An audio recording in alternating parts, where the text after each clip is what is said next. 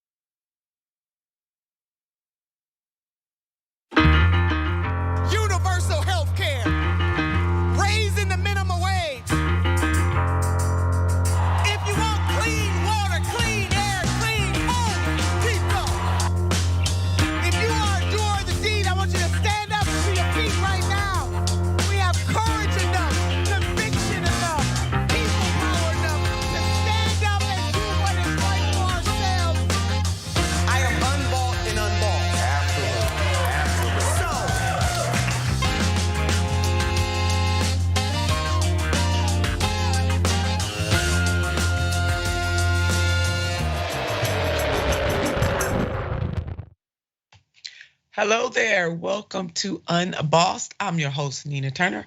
And in the co-host chair today, we have Lance, host of the Serfs. And Lance, it is so incredibly wonderful to have you back here on Unbossed. How are you today? I'm doing fantastic. It's always a pleasure to be here. It's one of my favorite shows on the internet, so I feel very privileged. Oh, thank you. And we are privileged as well. So Lance and I, we're going to get right into this show today, baby. We got a doozy. For more than 20 years, Justice Clarence Thomas has accepted luxury trips virtually every year from a Dallas businessman without disclosing them.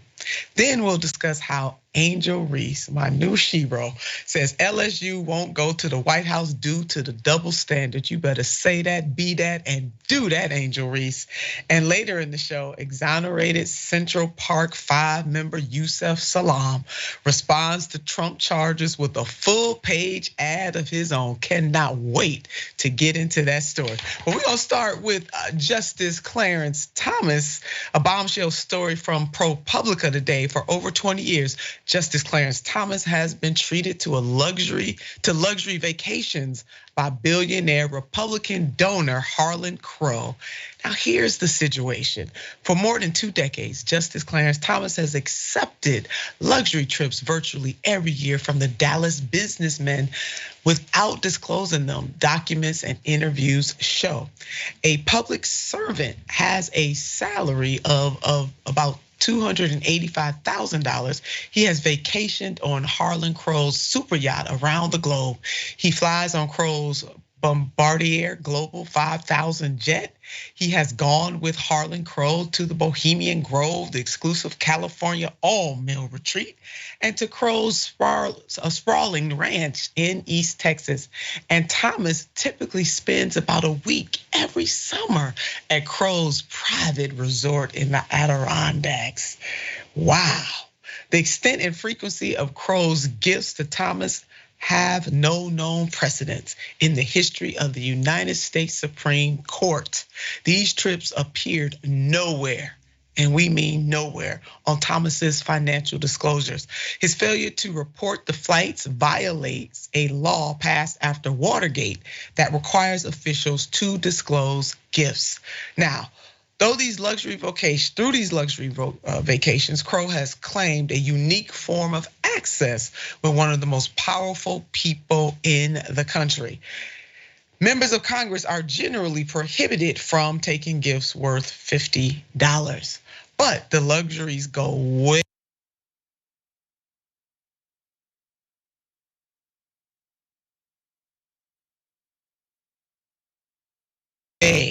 way back. Soon after Clarence Thomas 3 decades ago, he began lavishing justice with gifts, including a $19,000 Bible that belonged to Frederick Douglass, which Thomas disclosed.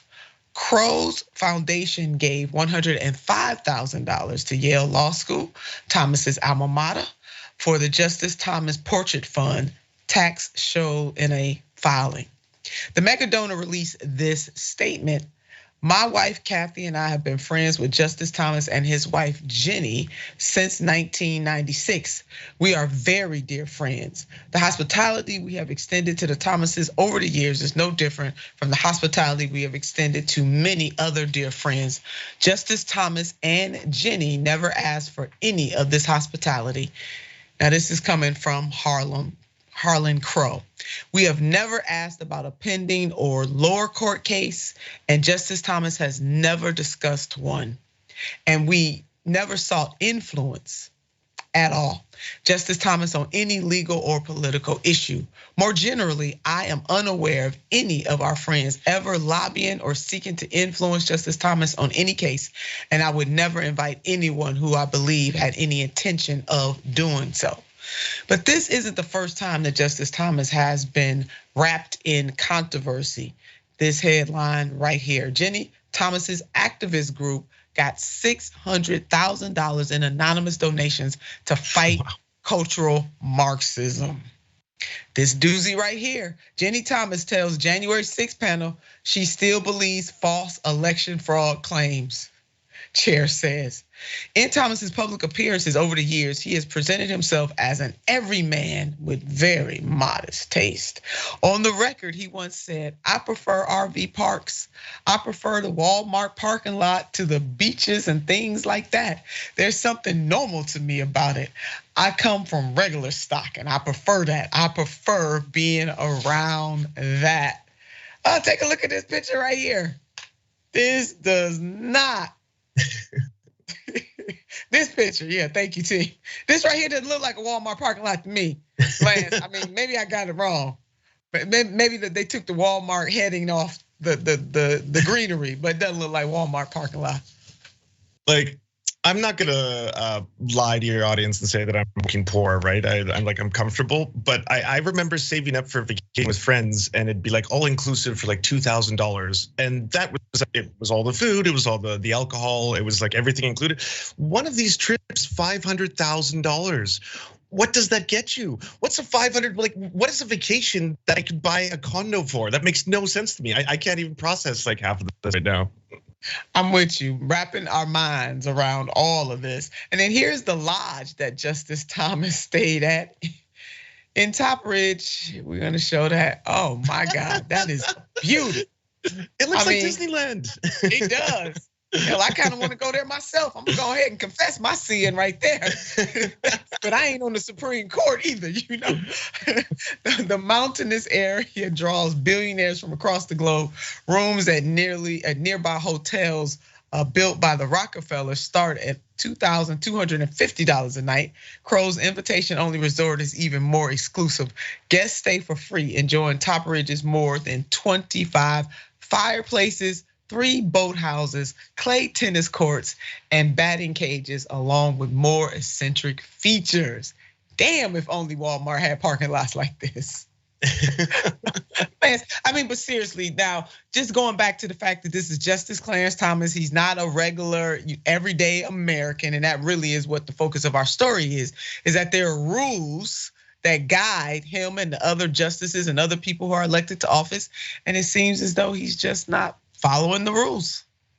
Totally, and you brought this up. This is not the first time something like this has happened. I think Citizens United donated or contributed like close to $100,000 towards his nomination, and he didn't recuse himself from the Citizens United verdict. So what does that tell you? I think there's something deeply, deeply fundamentally wrong if there's an opening for someone who has that high of a position to be wined and dined.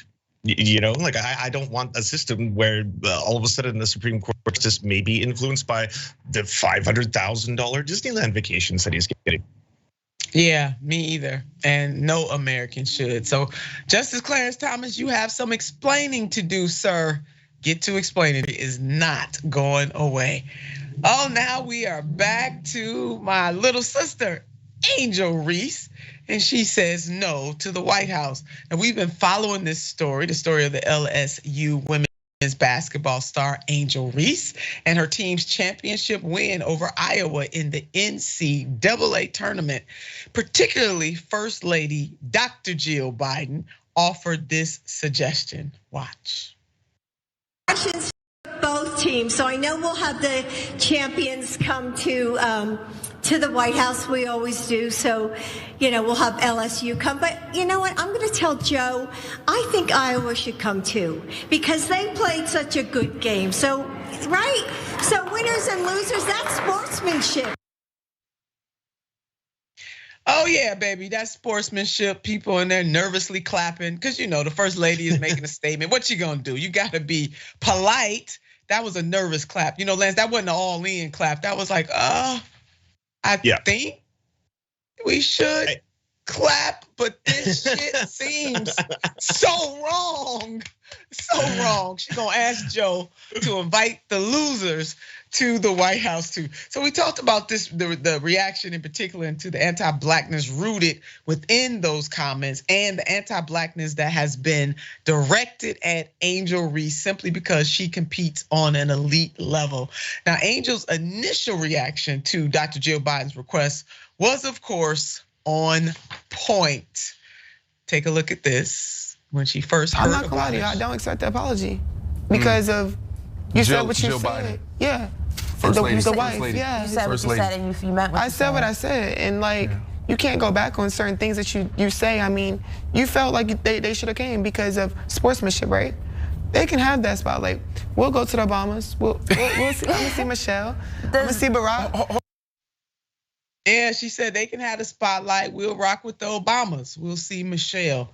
I cannot tell you how much I love this young woman's courage, because she is standing up and letting them know you're not gonna get away with disrespecting me. I wish Black voters as a whole had just a little bit, just a pinky size portion of Angel's courage when it comes to this, because of course, a lot of people would be doing that nervous clap saying, well, it's the first lady, how dare she? She should accept the apology. She don't have to accept the apology. And I'm glad that she is standing firm for what she wants to do now. If she wanted to accept the apology, I say, okay, if Angel all right with it, if Angel like it, I love it. Angel doesn't want to accept the apology, well, damn it, she don't have to accept the apology, and I'm right with her on that as well. I absolutely adore this young woman. But now, so after the backlash, the back and forth, the first lady is trying to back that thing up.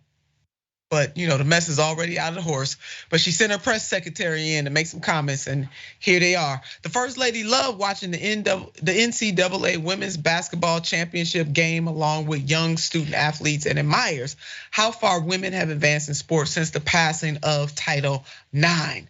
She goes on. Her comments in Colorado were intended to applaud the historic game and all women athletes. She looks forward to celebrating the LSU Tigers on their championship win at the White House. Now, Lance, I mean, I don't doubt. I mean, the first lady comes from that generation where she was able to see Title IX bubble up. There's a however to it. She deliberately injected herself into, I'm gonna ask Joe, I'm gonna do some pillow talk with Joey and ask him to invite the losers. That's where she messed up. Not the reminiscing. Put Lance back up, please. Now how far we've come, but the fact that she wanted to ask Joey to bring the losers to the White House too. Yeah, I totally agree with you. When I first saw this story, so I'm scrolling through my timeline and all I saw was just a video clip of that. And I'm not someone who watches basketball. I watch hockey. I have to. If you're Canadian, like you don't get a passport unless you do so. But all I thought of when I saw that was like, oh, that's cool. That's metal. That's sports. That's sports trash talking. That's all I thought.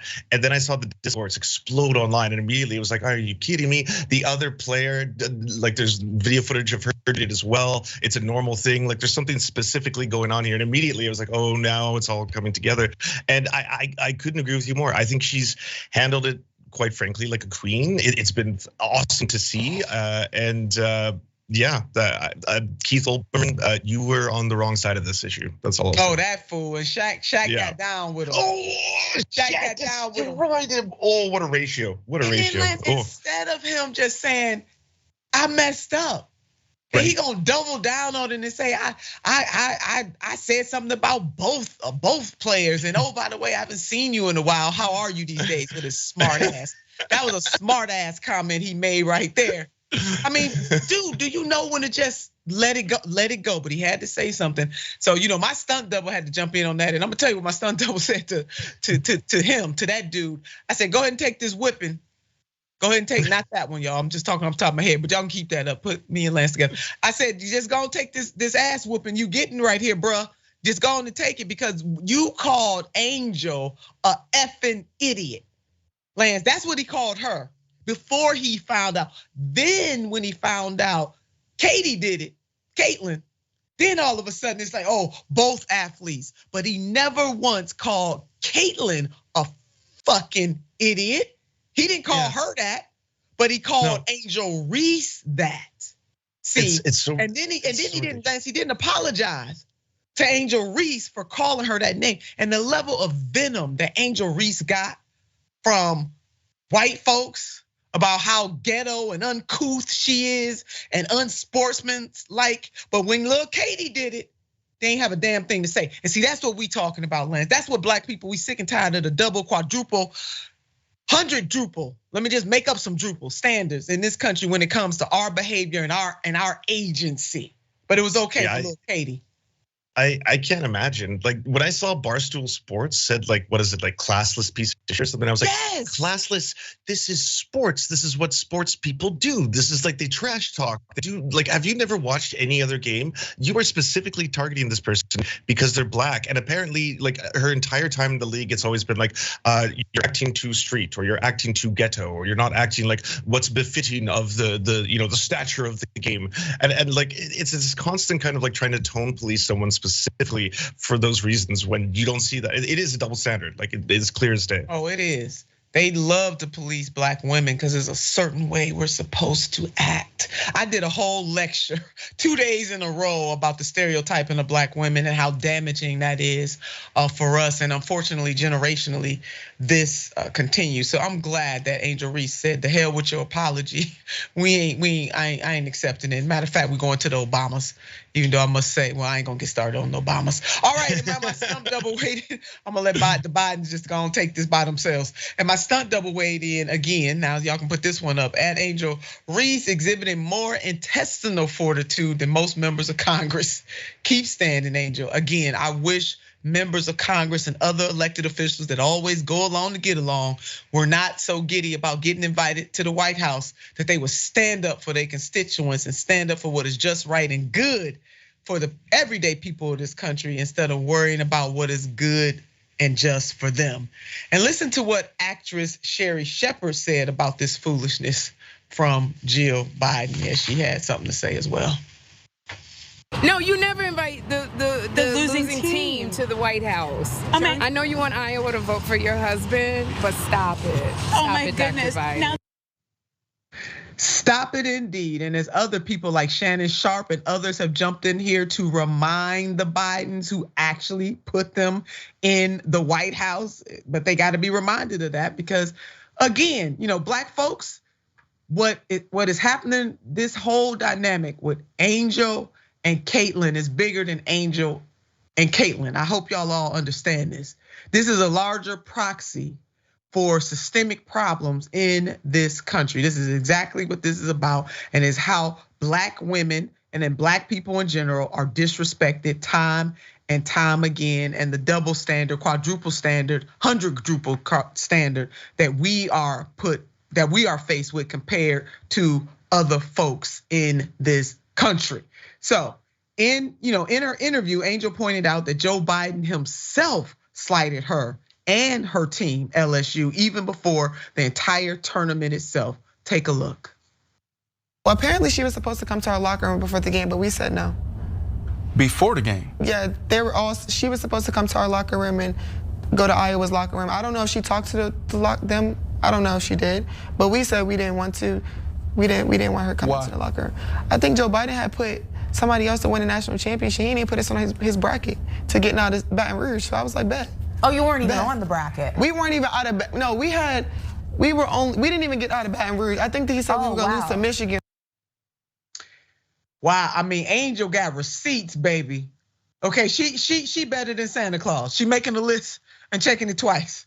Gonna find out who's naughty and nice. And guess what? The Biden's been awfully naughty. You better go ahead. Angel Reese for Congress, baby. That's gonna be my next campaign, Lance. I'm gonna manage the campaign. Yeah. We're gonna do this. We're gonna send that little sister, send her all the way to Congress, because that's how you drive. That is exactly how you drive. I'm still here for this.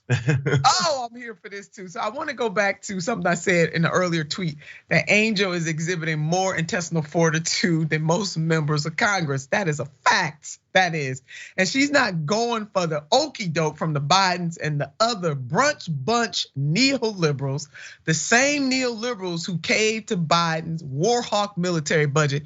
Let's put up this headline. US Senate passes a record $858 billion Defense Act spending bill to Biden. Or this headline from last summer, Biden urges Democrats to advance a healthcare bill without climate programs, giving in to Manchin's ultimatum. And while we own this point, sisters and brothers and family friends, Manchin is out there talking about he may run for president, which I'm all for. Because see, I ain't one of those. I believe that in this representative democracy, people should run if they feel like they want to run, baby. Get out there. The water is fine. But I'm just got to put out that point. And this is the same person that was wined and dined and invited to the White House and invited to Delaware and president just falling over for this dude. And now this dude is considering running for president. Hey, Manchin, run. I say, hell, anybody that want to run, jump on in there. This is America. You should be able to run. Or yes, letting the much needed child tax credit. Let me get back on track here. The much needed child tax credit expire without putting up a damn fight. Put up this headline right here. The Democrats' failure of the year and the award for doing nothing to help the American people goes to the Democrats' failure of the year, letting the expanded child tax credit die. As a policy, the 2021 expansion was historically successful, cutting childhood poverty nearly in half, but it died by politics this year. Can it be revived in 2023? And you know what, Lancey, I'm tired of it because children are going hungry. So can it be revived? We got to wait for them to revive this. But yet and still, bipartisan passage of the military budget, bipartisan passage of all kinds of nonsense, but can't get bipartisanship passage on making sure that we pull children out of poverty. So again, the spirit of Angel Reese needs to come and rain down on these damn Democrats and the Republicans too. I ain't gonna let the Republicans off the hook. But Lance, the reason why I'm going so hard in the paint, pun intended, like taking it to the hole, pun intended, is because the Democrats enjoy over 90% of the African American vote, but yet this is how we're treated. Didn't they also get more money than they asked for in the Pentagon budget? Like to the tune of billions of dollars? Isn't that wild? It's like we're always told, especially like leftists or progressives, how are we gonna pay for it? How can we afford this? Like there's just no way to make this work. The numbers aren't there. I'm sorry, it's gonna rack up the deficit or problems like that. Do you want 20 extra billion dollars to make weapons and bombs? Sure. Did you audit yourself recently and like a lot of that money is unaccountable for? Take more. Here's more billions of dollars. Like it just seems, especially like from an outsider perspective, like madness sometimes. Yeah, like I can't imagine what it's like being an American. It's going to be deeply frustrating. Oh, it's deeply frustrating. It is maddening. And I do not, let me repeat this for the record, Lancey. I don't want the GOP, I want them sweetnesses to think I forgot about them. They did just cowards, all the way just cowards. They bend the knee to the gun lobby. I mean, even just what happened in Tennessee, we can name, we listed all the major mass shootings at school sites over the years. And I swear these fools, they just will not move. And these members of Congress could really learn a thing or two or three or four from Angel Reese to get some intestinal fortitude, for God's sakes. Please get some intestinal fortitude. Angel Reese, baby, if somebody gets this message to you, run, Reese, run, is what I say. Oh, wow, we're going to Yusef, Salaam, karma for Trump. Take a look at this. Given your experience, how that hits your ears to hear folks say, if they could do it to Donald Trump, they could do it to you. You know, justice has always eluded Black and brown people, even to this day. You know, I sit on the board of the Innocence Project, and one of the most interesting things that I see is that DNA, deoxyribonucleic acid, has helped free over hundreds of people. We were found innocent 13 years after, and Donald Trump went on to say they had to be guilty of something. And I think that was the sentiment in America, that negative stain that is still here, that thing that plagues us in the justice system, that thing where we're constantly saying, where is the justice for us? Where is the justice for us? Because far too often it is just us. Lady Liberty is not blind, especially when it comes to Black folks. But that was prison reform activist and freedom fighter, Dr. Yusef Salaam, known as part of the exonerated five young Black and Latino teenagers who were falsely imprisoned for 13 years. 13 flipping years for rape in New York City in 1989. Now, Dr. Salaam was speaking to the double standard of the right wing's false perceptions of injustice, as opposed to the reality of injustice in the United States legal system. As Trump continues to cry foul about his legal troubles, it was in 1989 that he took his time to ensure that the now exonerated 5 were given the worst kind of punishment for a crime they did not commit. If you're too young to remember, Trump took out a full-page ad in the New York Times. That is the ad right there. Bring back the death penalty. Bring back our police. This is from 1989. He went on, I want to hate these murderers, and I always will. I am not looking to psychoanalyze or understand them. I am looking to punish them. Woo, Donald J. Trump, baby, 1989 in the New York Times. And nearly 20 years after their innocence was proven in 2019, this headline, Trump will not apologize for calling for the death penalty over Central Park 5. That was the headline. Now we call them the exonerated 5 now, but that is the headline right there. And now that Trump is facing troubles of his own, Dr. Salaam is serving him with some major karma, baby. Ain't nothing like a little petty. This is it right here. Over 30 years ago, Donald Trump took out full-page ads calling for my execution. On the day he was arrested and arraigned, here is my ad in response. And in his own full-page ad, Dr. Yusef says, being wrongfully convicted as a teenager was an experience that changed my life drastically. But the problem our community faced when my name was splashed across the newspaper a generation ago, inadequate housing, underfunded schools, public safety concerns, and a lack of good jobs became worse during Trump's time in office. He then acknowledged Trump directly in this ad, stating, if the charges are proven, and I like how Doc does this, he real smooth with it. If the charges are proven and you are found guilty, I hope that you endure whatever penalties are imposed with the same strength and dignity that the exonerated 5 showed as we served our punishment for a crime we did not commit. You better go ahead and underline that, bolded, underscore, exclamation point message in a bottle on the train and on a plane. I ain't said that in a long time, but he did that. Lance, your thoughts about this? I think, I've seen you accused before online of taking right wingers' commentary uncharitably, but I don't think we should mince words when it comes to what Donald Trump did here. This is one of the most altruism he's shown. He took out a full-page ad asking for the murder of Black teenagers. That's innocent Black teenagers as well. And like, this man has an abhorrent history of racism from the birth certificate scandal that he was like at the forefront of.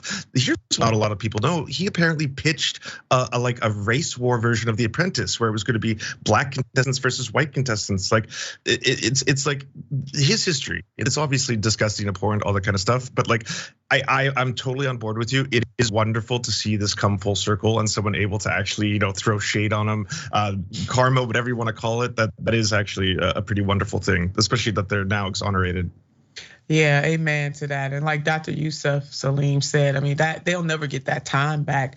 I'm really glad that they're rebuilding their lives and people are understanding what they went through. But when you are falsely accused and you have to serve even a minute in prison, it is life altering. Let's known 13 years. And in some cases, people spend 20, 30, even 40 years before their innocence is proven. So good on Dr. Yusef for dishing it out. Donald J. Trump, the former president, he can dish it, baby, but he cannot take it. And then let's go to former Speaker Nancy Pelosi. She takes a page out of Trump's playbook. As the right wing continues to cry foul, Nancy Pelosi, or Representative Pelosi, went ahead and took a page right out of Trump's playbook, presuming guilt in the court of law. Check out this tweet right here. The grand jury has acted upon the facts and the law. No one is above the law and everyone has the right to a trial to prove innocence. Hopefully the former president will peacefully respect the system which grants him that right. Now, I'm bringing this up because I thought you were innocent until proven guilty in the United States of America. But if that has changed, because God knows Black people understand, if that has changed, please let us know. This is the challenge with what the speaker said. There were a whole bunch of right wingers who responded, but were not we're not even going to bother putting up any of their foolishness because they just now acting like there's a problem with the injustice system. Now, they always knew something wrong with that system, but because it wasn't impacting them and something that they loved, they didn't give a damn. Those are the facts. Dr. Yusef Salaam and so many other prison reform activists have been trying to wake them up to the realities of the horrors of this legal system that is unjust. But they just turn an ear to the other side and they just fill up with pockets of cash from these groups that buy them, the owner-donor class. That said, Representative Pelosi is adding more fuel to the fire by allowing the GOP to seize on this moment. Now, you might not like Donald J. Trump, and hopefully the man never sets foot in the White House ever again. We need to underline that, bold that, underscored exclamation point with that. But he's already presumed innocent until proven guilty, as dictated by the Fifth Amendment to the Constitution of the United States of America. So in other words, let's not play these games. All right, we got to be straight up. If we for right, we for what's right, no matter who it's for or who it's against. I'm paraphrasing the great minister Malcolm X. If you are for right, you are for right, no matter who it's for or who it's against. As much as the king of neoliberals Biden is, he is the king of neoliberals. He's been smart by doing and saying nothing. Check out this headline. Biden's response to Trump's indictment: 4 ways to say no, baby. President Biden believes that the president should not comment on pending legal matters. He also does not want to be baited into a reaction. So let's play this important reminder from Congressman Ro Khanna from the great state of California from earlier this week. Law enforcement process will play itself out, and I have faith in that. I hope we don't make the same mistake in 2016 where we just start covering Trump's trial and Trump's scandals, and we focus still on the school shootings in Tennessee. We focus on the president's message of bringing manufacturing jobs back, of lowering prices. That's really what the American people want to talk about, and I fear if this just becomes a Trump spectacle 24/7 on cable news, that he's going to benefit in the same way he benefited in 2016.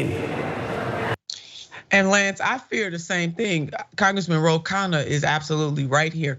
So far in counting, the president, Donald J. Trump, has raised about $7 million so far. And we know that number is going to continue to go up, up, and up, and up. And so when you have people like Leader Pelosi and others just doing the things that they're doing, just putting gasoline on the fire in ways that the right wingers can call out and say, oh, this is unfair, and they don't believe in the law and all of that.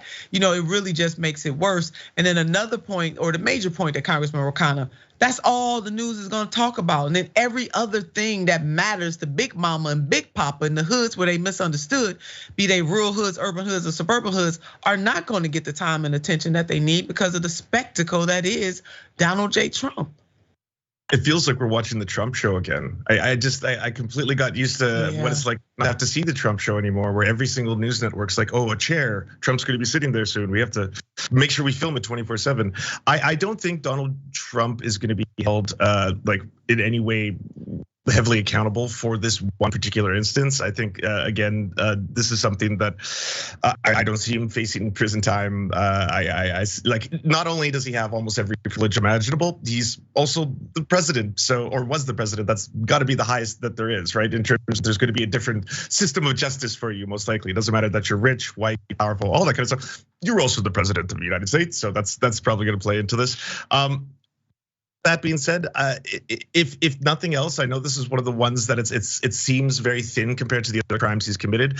It's still nice to at least have it look like we're moving in the direction that no matter who you are, you should be held accountable, even if it's for show. If it's theater, Yeah, well, Lance, we will see. We know that he was not handcuffed. Cameras were not allowed in the courtroom. No mug shot.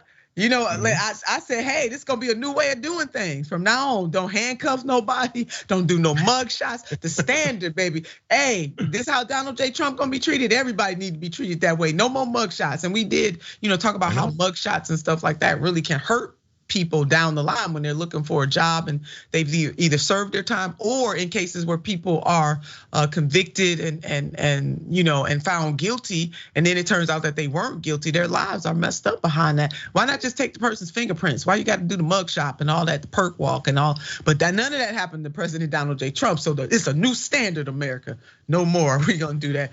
Quickly before we go on break, so we will continue to follow this story. Obviously, we're gonna try not to inundate you too much with it, but we are gonna follow the story. But before we take a break, let's go and see what our viewers had to say, Lance. Mickey C, on the night of his indictment, Trump received millions of dollars worth of campaign coverage for free. You right about that, Mickey C. Lance and I were just talking about that. Not only free coverage or earned media, as we call it in my business, also millions of dollars raised and counting.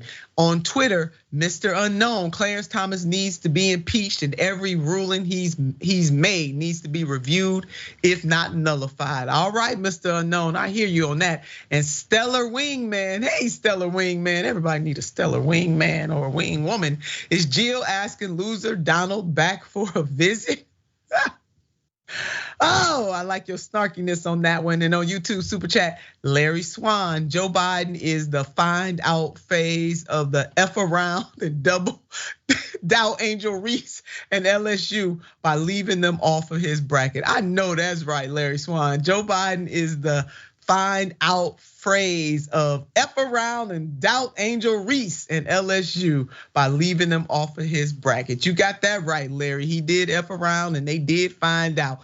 Angel Reese ain't to be played with, baby. And I love her spirit, and more of us need to have it. I love her spirit because she got the same kind of spirit I have. Hey, keep on keeping on, baby. You doing that thing, Angel Reese, and we salute you. All right, wrap your mind around everything that Lance and I just covered, and we'll be back after this.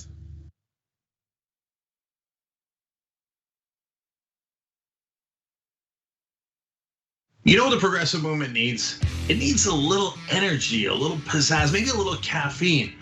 Oh, coffee. But what if it was Too Strong Coffee? Yes, new, toostrongcoffee.com/TYT. Look, this helps progressive causes. It's also organic and fair trade, so you've got peace of mind that it was done right, and it happens to taste great. So check it out right now at toostrongcoffee.com/TYT.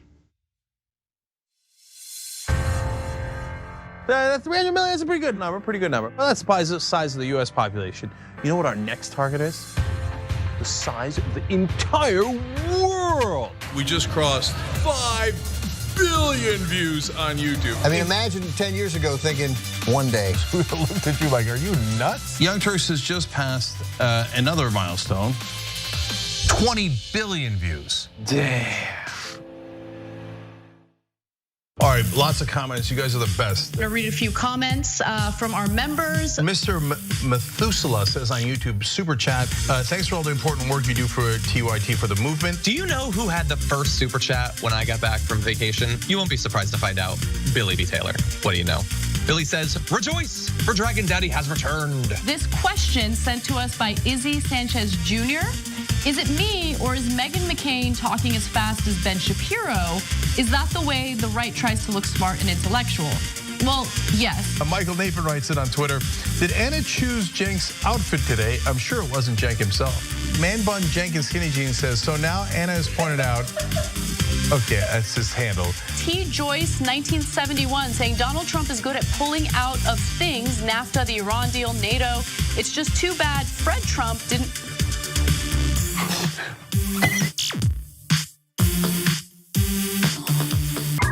All right, let me do a little quick plug here. It's not even a plug, I'm bragging, okay? I'm bragging, watch me. We have a channel on YouTube, a whole channel devoted just to the Young Turks. It's badass, right? Wow, man. I can see the void. You guys are rock stars. Unbelievable. Senator Sanders, welcome to Rebel Headquarters. Man, you guys are amazing. We gave you what you wanted. Okay. Speaking of shirts. I have a surprise. You reached a lot of people. You are the Young Turks.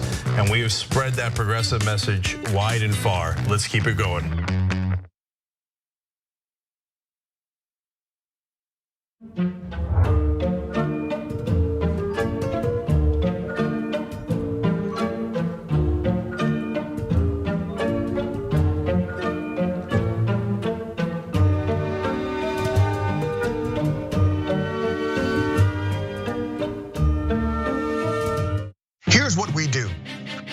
beyond the headline. We are willing to engage in transparent conversations with those who do not think like me. We also make sure that you know what's happening not only nationally, but in your local area. Make sure you tune in to Indisputable with Dr. Rashad Ritchie, Monday through Friday, 2:30 p.m. Eastern Time, 11:30 a.m. Pacific Time. Cool news, shopdyt.com now has books. There's a whole bunch of books there. You're gonna be shocked to find out that they're largely progressive. Of course! Ryan Grimm's book, We've Got People, is there. It's a fantastic story from Jesse Jackson to Bernie Sanders to AOC that explains the progressive movement probably better than any book I've ever read.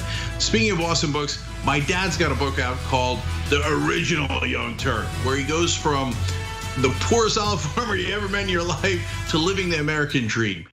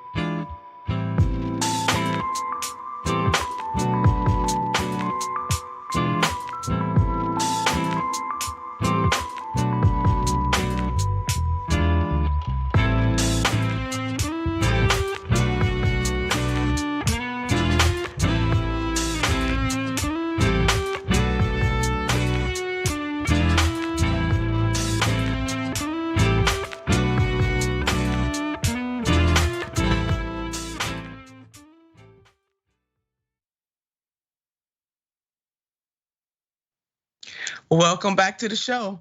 Take a look at this. Human rights and environmental lawyer Stephen Donziger, who's just been released from nearly 1,000 days of house arrest as part of a legal ordeal that began after he successfully sued Chevron on behalf of 30,000 Ecuadorian Amazonian indigenous people for dumping 16 billion gallons of oil into their ancestral land.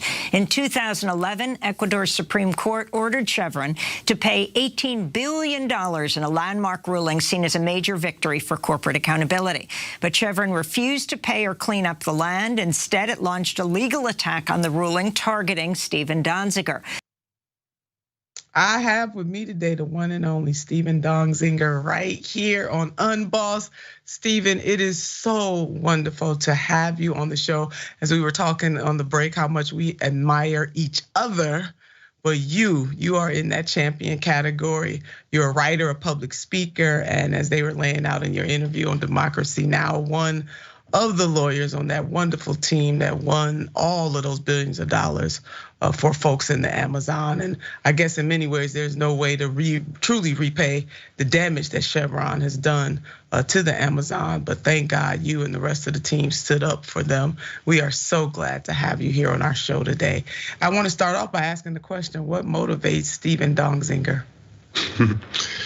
Well, you know, it's interesting. I grew up in Northeast Florida, and my grandfather was a lawyer, and I always wanted to be a lawyer, and I always felt the need to try to, utilize whatever legal talent I could develop on behalf of people who are marginalized and screwed over. You know, there's enough lawyers working for the wealthy and the powerful. I wanted to sort of take my skills and work for those who most needed it. So, you know, I've done a whole series of things over the course of my career, but you know, the case in Ecuador against Chevron became sort of the main thing over the last several years, and it's led to really an incredible journey of you know, an example, I think, of a successful sort of human rights campaign involving vulnerable communities, lawyers, donors, funders, supporters, and campaigners. And we really put together a great team, not just lawyers, but lots of other people, advocates and the like, and we were able to achieve success. So they still haven't paid, by the way, so we're still fighting. But the world has never seen, you know, indigenous peoples in the Amazon go to court and win literally billions of dollars to get compensation for the destruction and poisoning of their ancestral lands.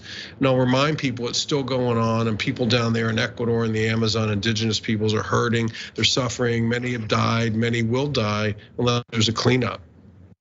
And Stephen, how is it that they are able, they being Chevron, able to get away with not having paid yet? I would say the answer is abuse of the legal system and the weakness of the judiciary of judges to hold them accountable, to really enforce the law. I mean, Chevron's strategy is not unlike Norfolk Southern's in Ohio, you know, or any number of corporations over the years, essentially to wear down the people they have poisoned, they have harmed with litigation. You know, they'd rather pay lawyers and hire big corporate law firms that go into court and file motion after motion, try to delay and ultimately sabotage the process. Their biggest fear is litigation on the merits of the claims. They want anything other than that. So they'll raise all sorts of issues.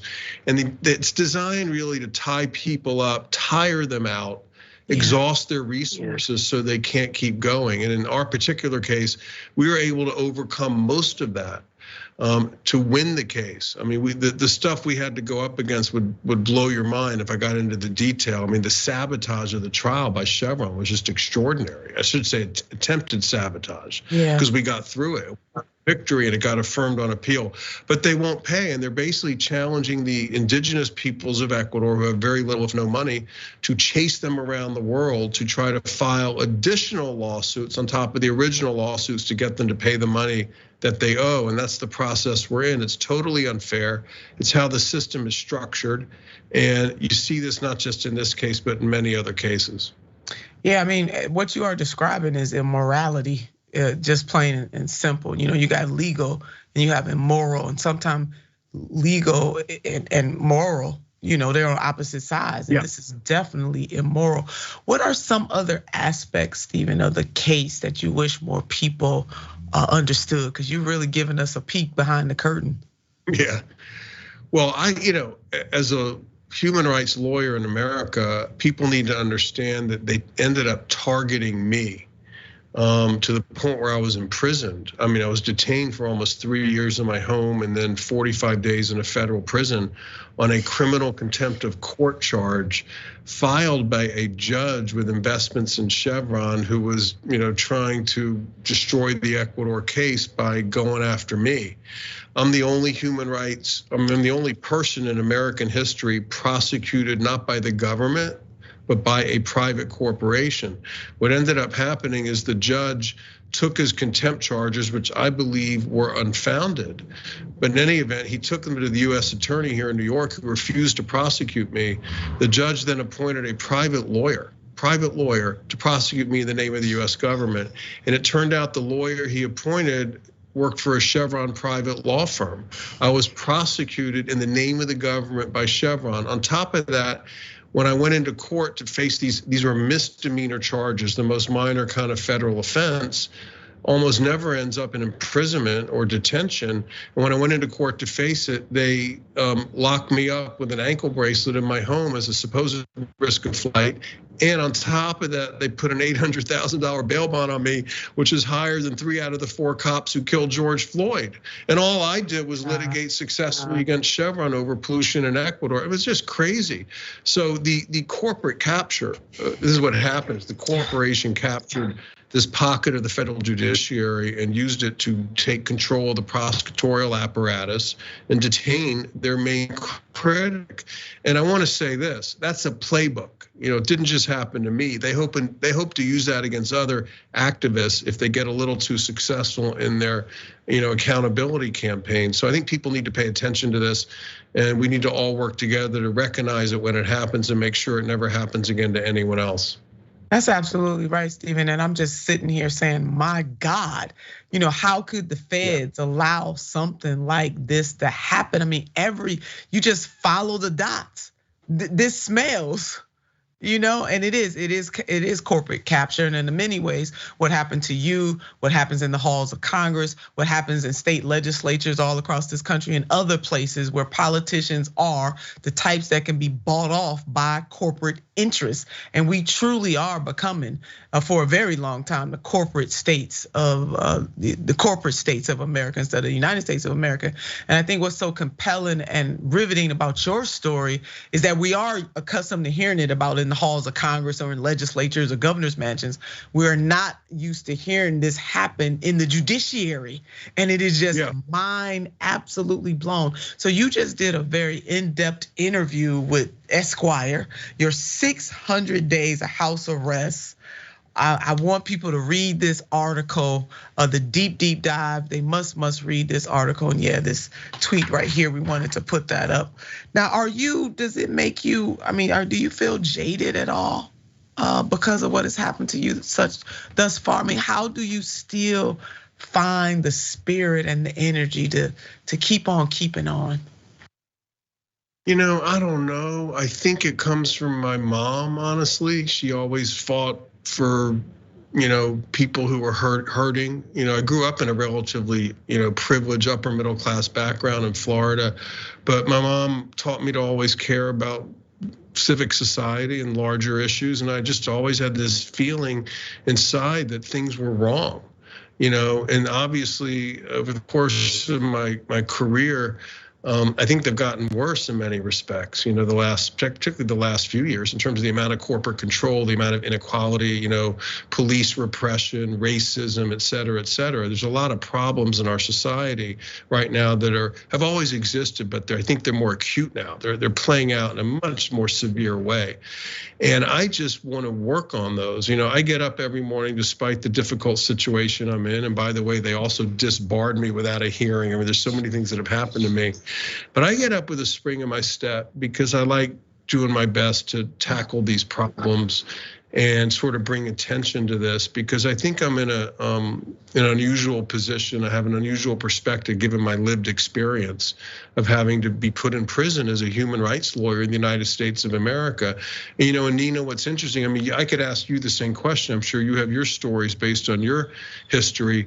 We're all together in this, and they keep trying to divide those of us who do the work, and I'm really dedicated to making people connect with each other, connect the dots between the climate movement and the police reform movement and, the labor movement. I've become very good friends with Chris Smalls of the Amazon Labor Union. We're going to be doing some speaking together.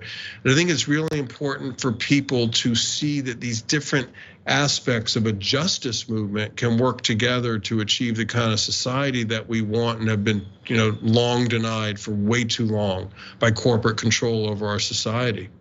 Yeah, that's absolutely right. And Christian Smalls is one of the best, and I'm glad to see you two coming together. I'm signed here. I'm gonna have to have you back for a part 2. One of the things when you say they disbarred you, I'm thinking to myself, well, who the hell are they? How can they disbar you? And all of that's linked back to the power that Chevron has, but it makes absolutely no sense, the things that you're saying. I'm sure that most people will not believe that this could happen here in America, but it happened to you. And what you and your family had to endure, I remember seeing photos of you and your son. Just gut wrenching, it really brought tears to my eyes. People don't always have to die physical deaths, Stephen, to have things taken from them. And what you and your family have endured and what you continue to endure, but you're still standing, you're still fighting. It is nothing short of inspiring. I don't know how you do it. Thank you. You're so kind. And you know, I've been inspired by you for many years, Nina, watching your great leadership on so many issues. You know, I just, it's hard to explain, but I will say this, the solidarity is critical. Yes. You know, when I was in detention, you know, at the beginning, I felt very isolated, and my first lawyer said, hey, you know, you really shouldn't tweet, you shouldn't really do anything, the judge will just get more mad at you. And so I tried that for like 2 months, and like, you know, the judge is like, you know, I'm not letting you out. So I'm like, I'm gonna just bring this to the world as much as I could. And literally I started to accept any invitation anyone asked me to speak, even if it was a kindergarten class, no kidding. Yes. I spoke at law schools, universities, high schools. And little by little, I fought my way back. You know, well, like you started to retweet me, Susan Sarandon, you know, and others who started to realize how crazy this was. Yeah. So in an odd way, you know, Chevron and Judge Kaplan's overreach to try to really politicize the judiciary to destroy me ended up backfiring, and I'm now as strong as ever. I'm more determined than ever. I'm as encouraged as ever. And I just want to thank everyone, you and Marianne Williamson, so many people, Katie Halper, so many stepped up to draw attention to this. And it gave me and my wife, Laura, and my son, Matthew, so much encouragement to the point where we actually, I think, grew better and stronger as a result of the pain they tried to inflict on us. So thanks to everyone who stepped up. And by the way, people want to help and read that article, the Esquire article you posted. It's a pinned tweet on my Twitter, which is @SDonziger, and I post a lot about what we're doing. We're still fighting. Yes. You know, we're gonna be moving with a lot of new initiatives, and we like to have people as involved as they can. You can sign up on our website at freedonziger.com, and you know, we're building our campaign as much as we can. Yeah, freedonziger.com. Please join in. That's what I was going to ask you, Stephen. What else can people do to help? And you shouted out some of the greats. Love, Susan, Marianne, Katie, and so many others. We are in your corner. You and your family sacrificed the most, and for us to be able to just back your play was an absolute honor. We're gonna have you back on Unbossed. God bless you. Give my best to your wife and to your son. And that is our time today on Unbossed. Thank you so much. It was so riveting to end with Stephen Donziger and to have Lance on in the co-host seat today. And to each and every one of you, you know how I feel about you. You also know what I